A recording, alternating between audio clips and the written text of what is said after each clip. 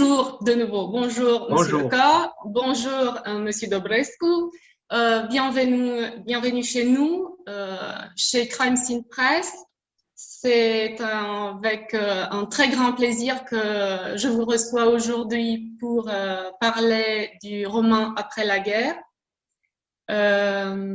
qui va apparaître très, très bientôt chez notre maison d'édition. Tout d'abord, donc très rapidement, je voudrais dire quelques mots sur l'auteur, Hervé Lecor, qui est né à Bordeaux et habite Bordeaux actuellement, a finalisé ses études de lettres à l'université de Bordeaux-Montaigne et a suivi une carrière de professeur dans la région de Bordeaux. A commencé à écrire à environ l'âge de 30 ans et ses romans ont connu un succès immédiat. Qui d'ailleurs a été, les romans ont été primés avec plusieurs prix français et internationaux. Je voulais juste nommer quelques romans: La douleur des morts, L'homme aux lèvres de saphir, Les cœurs déchiquetés, Pondre les loups pour des chiens, Traverser la nuit, qui est paru justement cette année, qui a eu également un très important succès en France. Et pour mentionner les prix dont je parlais, je voudrais juste nommer ceux du roman Après la guerre, prix Le Point du Polar européen en 2014, prix Landerneau du Polar en 2014, prix Michel Lebrun en 2014 et trophée Hudson 13 en 2015. Voilà donc une biographie très succincte de Hervé Lecor. Mais je vais bien sûr profiter de la présence de l'auteur pour mieux comprendre sa vie et son œuvre. Et voilà, je voudrais lui demander s'il a le plaisir de partager avec nous quelques informations qui ne sont pas forcément dans les biographies officielles. Donc, qui est Hervé Lecor? Ben, comme vous l'avez dit, j'ai été surtout professeur pendant toute ma vie. Enfin, pendant 38 ans, j'ai fait ce métier. Maintenant, je suis à la retraite depuis 4 ans. Et c'est un métier que j'ai adoré. J'ai aimé ça. Cette idée de la transmission, transmettre des connaissances, bien sûr, mais aussi le plaisir d'écrire, le plaisir de lire, évidemment. Et bon, ça a été ma vie, voilà, ça a rempli ma vie, ça. Et à côté de ça, il y avait bien sûr l'écriture de romans, comme vous l'avez dit, j'ai commencé à écrire sérieusement à partir de l'âge de 30 ans à peu près, voilà, jusqu'à être publié en 1990. Vous voyez, il y a déjà longtemps.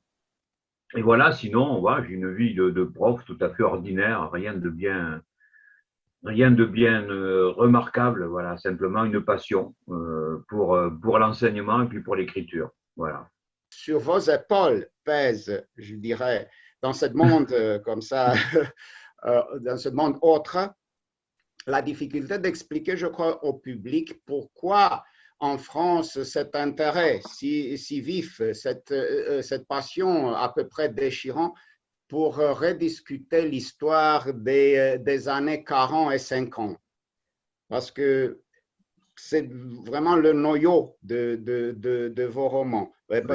Si vous avez cité, vous avez évoqué James Ellroy, mais ce n'est pas seulement dans ce côté noir de la directesse du style, mais c'est aussi la reconstruction historique que vous partagez avec ce temps, justement un peu la même époque, bien sûr tout à fait différent en Amérique, les bien années 40-50. Alors, pourquoi en France cette passion de revisiter l'histoire et tous ces dilemmes moraux, politiques, sociaux qui viennent de cette période? Ben, je ne sais pas si c'est une passion française, mais en tout cas, c'est une période, les années 40, l'occupation allemande, et puis les déportations de Juifs et la Shoah, c'est une période qui, déjà moi, intimement, personnellement, m'a toujours passionné. Ça, c'est très personnel parce que j'ai entendu dans mon enfance les récits de ma mère qui a vécu cette période quand elle était enfant. Donc, elle racontait ça, la vie quotidienne sous l'occupation, les difficultés et puis la peur qu'inspiraient les Allemands à la population. Mais après, en France, l'intérêt qu'on a pour cette période, c'est que c'est en quelque sorte un passé qui ne passe pas. C'est-à-dire que encore aujourd'hui,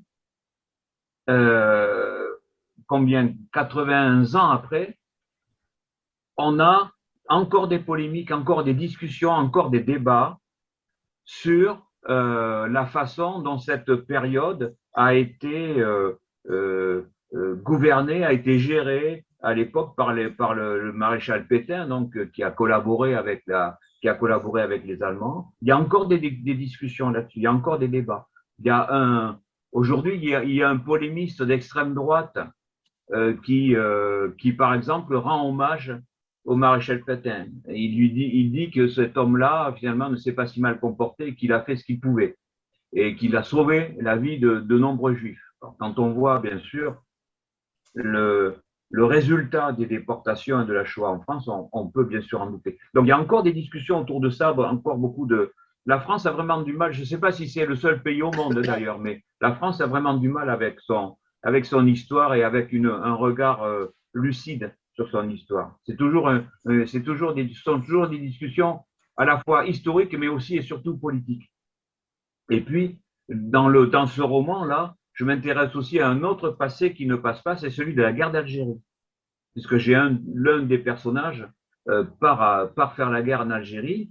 Et là encore, aujourd'hui encore, il y a énormément de polémiques très, très violentes autour de la colonisation, de la décolonisation, et encore aujourd'hui en France, un racisme à l'égard des populations arabes qui est très, très, très vif et qui finit par pourrir complètement le débat politique en France.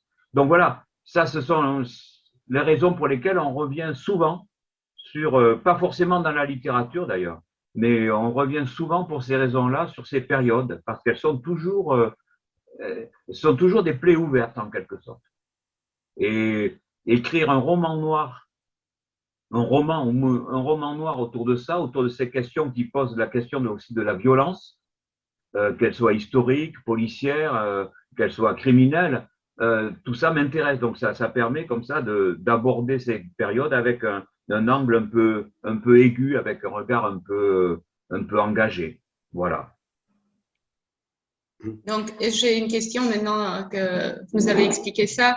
Est-ce qu'on peut dire que le policier, le noir, c'est un prétexte pour exposer la réalité sociale, politique de ces années-là, en parlant justement de ce roman, pas en général? Ouais. Oui, c'est un prétexte et en même temps, le roman noir, c'est un outil aussi. C'est un outil à partir du moment où, moi personnellement, mais où le genre du roman noir s'intéresse aux racines, aux causes, aux conséquences de la violence et de toutes les formes de violence. C'est l'outil parfait pour entrer dans ces périodes où effectivement la violence est la reine, quoi, parce que la guerre, c'est la violence autorisée, c'est le meurtre, l'assassinat autorisé par la patrie, hein, entre guillemets, par la nation, par tout ce que vous voulez, et vient s'y greffer une autre forme de violence qui est alors la violence des voyous, la violence des criminels ordinaires. Alors ces criminels ordinaires, ils peuvent être des voyous, des truands, mais ils peuvent être aussi des policiers, parce que ben voilà, il y a des policiers corrompus, il y a des policiers, et il y en a partout dans le monde qui vont évidemment toujours au-delà de leur mission, de leur fonction de protéger et servir, comme on dit. Et ça, c'est intéressant pour un romancier, c'est intéressant de mêler tous ces aspects-là et d'essayer de former un roman cohérent, une histoire cohérente avec tout ça. D'accord. Caius? Euh, Que recommanderiez-vous à vos lecteurs, Monsieur Corr, en tenant compte de cette complexité de background historique? Parce que c'est l'occupation, c'est la collaboration, c'est les déportations, c'est les conflits sociaux et la montée du Parti communiste dans les années 50, c'est la guerre d'Algérie. Alors, c'est très complexe. Alors, est-ce que vous le suggériez-vous de faire un peu, de se familiariser un peu avec cette histoire avant la lecture ou au fur et à mesure qu'il avance dans cette lecture, ou plutôt votre avis serait qu'ils doivent plonger de front dans cet univers et essayer de le comprendre de l'intérieur? Non, moi je pense qu'il faudrait d'abord il ne faut pas avoir peur de se plonger dans le roman en directement, et de le laisser, si on aime ce roman, de le laisser agir sur le lecteur, que le lecteur le laisse agir sur lui-même pour voir les émotions, les effets que ça produit sur lui. Et en espérant que ça va ouvrir chez lui des curiosités. Une curiosité pour cette période-là, pour la façon dont elle s'est déroulée en France. Parce que c'est une période qui a traumatisé toute l'Europe. On est tous finalement des enfants ou des petits-enfants de cette Deuxième Guerre mondiale. Enfin, on en a tous à des degrés divers et dans des conditions très, très différentes. On en est tous la conséquence de tout ça. Ce conflit, il a ouvert l'Europe. Il a créé l'Europe d'aujourd'hui dans le chaos. Donc, je pense qu'à partir du roman, peut-être que le lecteur peut avoir comme ça des envies, des curiosités, en allant voir soit du côté, de l'histoire de la Deuxième Guerre mondiale en France ou ailleurs, hein, et puis évidemment, pour ce qui est de la France elle-même, du côté de la guerre d'Algérie. Vous parliez aussi de l'essor du Parti communiste à l'époque. Oui, c'est vrai que le Parti communiste est sorti de la période de l'occupation très très puissant. C'était le deuxième ou même par moment le premier parti en France en puissance politique. Et là aussi, il a imprégné toute la vie intellectuelle pendant 30 ans. Pratiquement 30 ans. Il a imprégné toute la vie intellectuelle de la française jusqu'à ce qu'il soit finalement contesté sur sa gauche, mais aussi sur sa droite, évidemment, petit à petit. Puis avec l'effondrement des régimes staliniens, il a évidemment, comme il les a toujours soutenus, évidemment, il s'est effondré en même temps qu'eux. Et aujourd'hui, c'est un parti qui est une sorte de mausolée des rêves perdus. Est-ce que vous envisagez une certaine difficulté en ce qui concerne la réception d'un roman qui quand même présente, bien sûr, les communistes, avec les communistes français de l'époque, les jeunes surtout, les jeunes idéalistes, avec dans une lumière plutôt, bon, sinon romantique, mais quand même comme ça, un peu poétique, ouais. Dans un pays où, dans les années 50, le régime communiste faisait coupable des crimes contre l'humanité. Ouais. Alors, comment imaginez-vous cette dynamique, cette dialectique? Alors ça pour moi, c'est très compliqué à envisager. La réception, la façon dont en Roumanie on peut concevoir, lire ce livre, c'est montrer que les partis communistes n'ont pas tous eu la même histoire. En France, le Parti communiste n'est jamais venu au pouvoir tout seul. Quand il est venu au pouvoir, il a été toujours en alliance avec la gauche social-démocrate, par exemple. Et donc, pendant longtemps, il a bénéficié de la sympathie, d'une espèce d'image positive parce qu'il était encore porteur d'une utopie. Voilà. Et comme je le disais, à partir du moment, moi, j'ai fait partie de familles plutôt d'extrême gauche qui critiquaient le Parti communiste et qui critiquaient le stalinisme, ce que j'appelle le stalinisme, à savoir les régimes qu'on a pu avoir en Hongrie, en Tchécoslovaquie, en Roumanie ou en Russie, bien sûr. Donc voilà, moi, je suis assez à l'aise avec ça. Mais il faut voir que les lecteurs roumains doivent se dire que le Parti communiste français, c'est un peu comme le Parti communiste italien, mine de rien. Ce sont des partis qui n'ont jamais été au pouvoir et qui, pendant longtemps, ont vécu sur le crédit qu'on leur faisait d'inventer une société nouvelle, une société plus juste, égalitaire, etc. Alors, on était sur cette illusion. Et le Parti communiste, il était, comment dire, il était en plus en soutien avec les régimes des pays de l'Est, comme on dit ici. Voilà. Après, pour ce qui est des personnages du roman, ce sont des communistes, certains sont des communistes, mais et ils ont cette richesse-là, ils ont cette générosité, ce sont pas des hommes ni des femmes de pouvoir, ce sont des hommes et des femmes, des humbles qui, voilà, qui sont porteurs de ce rêve. Voilà. Et ça, il ne faut pas oublier que ce rêve, il a existé, il a été porté par des personnes généreuses qui pouvaient comment dire, qui se sont trompées de par l'expression politique de leur rêve, mais qui avaient raison de le porter, ce rêve-là, parce que ce rêve-là, je crois qu'il faut encore être capable de le faire. C'est-à-dire le rêve d'un monde plus juste, plus égalitaire. Je crois que ce rêve-là, il doit être encore, il doit être encore un combat, quoi. Il doit être encore quelque chose qui doit nous animer, il me semble. Donc on lui donne le nom qu'on veut. Je pense pas que désormais je crois que le mot communisme est définitivement ou communiste, c'est dommage d'ailleurs, mais est définitivement déprécié, dégradé. Mais on doit pouvoir inventer autre chose un autre mot pour inventer autre chose, il me semble. Si vous me permettez une petite réflexion, si cet aspect, disons, un peu idéologique pourra poser des problèmes, peut-être, je ne crois pas, justement.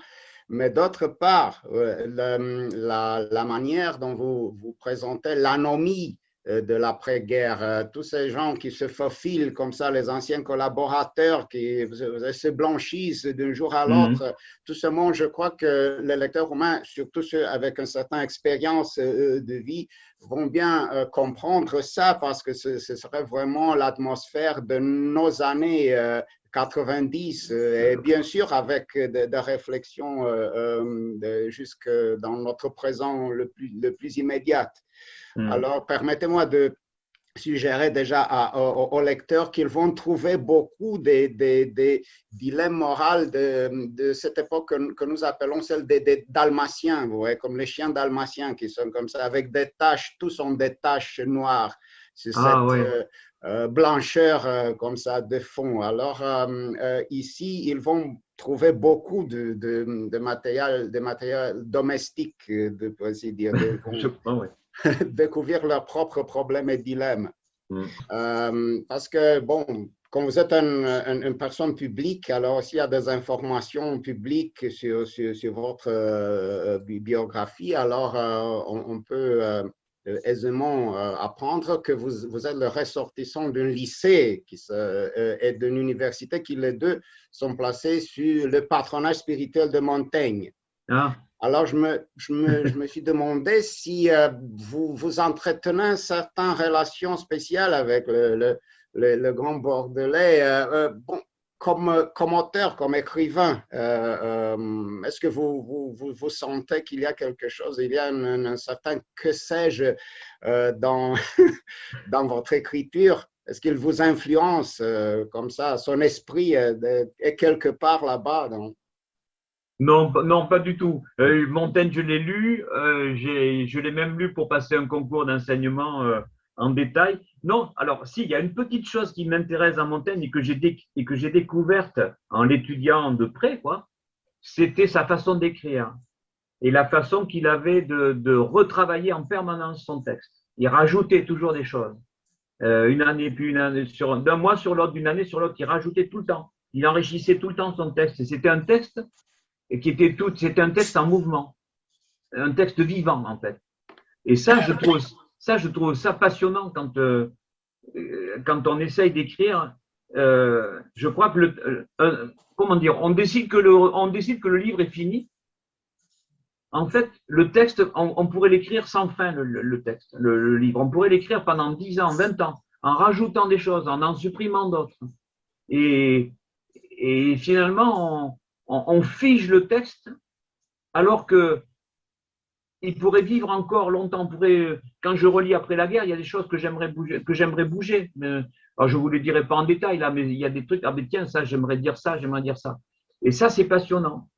Et à la limite, après c'est le lecteur qui qui fait vivre le texte, parce que lui il va rajouter sa propre imagination, il va rajouter ses propres images ou ses propres commentaires personnels. Et c'est lui qui fait vivre le texte. Ça, c'est intéressant. Peut-être que la lecture va aussi le rendre l'envie de visiter Bordeaux et l'Aquitaine, parce qu'il y a aussi cette charme des lieux. Et bon, comme ça, à la fin, je me demande si, même si Bordeaux n'est pas bien sûr un port à la Méditerranée, parce que c'est à l'Atlantique, mais quand même, est-ce que vous sentez proche de cette noir méditerranéen comme l'a théorétisé Claude Izzo il y a des années? Ah oui, oui, c'est très beau le noir méditerranéen parce que c'est fait de contraste, justement entre la noirceur, et j'en parlais tout à l'heure pour l'Algérie, et la lumière. Oui. Et ça donne du coup une imagerie très très belle. Voilà, et oui, ça me plaît beaucoup de lire ça. Merci. Génial. Vous savez, ça nous donne envie de visiter Bordeaux, mais aussi l'Algérie. Donc, c'est les deux. Dès que la pandémie sera oubliée, on recommencera de voyager, de voir tout ça avec nos yeux. Pour l'instant, on se contente de lire voilà. Est-ce que vous pouvez me montrer la couverture du livre? À quoi il ressemble? Il n'est pas encore sorti, il est sous… Ah, vous l'avez même pas là? Il est à l'imprimerie. Vous me l'enverrez? Bien sûr, je vous promets. Ok. Bon, merci beaucoup à tous les deux. Je peux vous rassurer parce que le crime scene press est très attentif. Et là, sa poétique visuelle, comme ça, une personnalité bien conturée sur le marché roumain. Alors, je crois que vous serez content. Et je dois aussi vous rassurer que la traduction que Delia a fait est vraiment attachante. Elle a une fluidité, je crois qu'elle a vraiment réussi à entrer dans l'esprit du roman. Alors moi, je veux la féliciter comme ça. Merci. En public. Oui, merci beaucoup. Ouais. Et moi, je vous remercie en tout cas. Merci beaucoup à tous les deux pour cet entretien et à bientôt, j'espère. À bientôt, j'espère, bien sûr. Merci à vous. Bon courage. À bientôt. On vous attend ici aussi en chair et en eau, pas seulement comme ça en effigie. Eh bien, on verra bien. Pourquoi pas. Très bientôt, espérons-le. À bientôt. Au revoir. Au revoir.